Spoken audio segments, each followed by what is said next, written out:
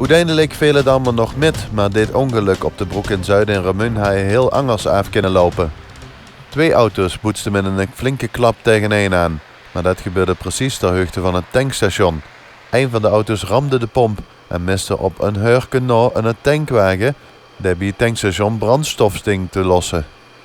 De hulpdiensten waren snel ter plaatse en we kosten meteen te kijken of de benzinepomp beschadigd was. De pomp is niet lek geraakt. De vloeistof die wel vrij was gekomen was afkomstig uit de 2 auto's. Het ongeval gebeurde dinsdagmiddag, even na 12 uur. Een van de 2 bestuurders is met onbekend letsel overgebracht naar het ziekenhuis. De inzittenden van de andere auto kwamen met de schrik vrij. Het ongeval kost gebeuren omdat een van de auto's linksaf richting het tankstation wilde indraaien. Omdat het niet meteen duidelijk was dat de pomp niet beschadigd was, werd de omgeving wel ruim afgezet. Al snel bleek dat echter niet nodig. Ook de tankwagen bij het tankstation raakt uiteindelijk niet bij het ongeval betrokken. De 2 auto's zijn flink beschadigd geraakt, die zijn riep voor de sloop.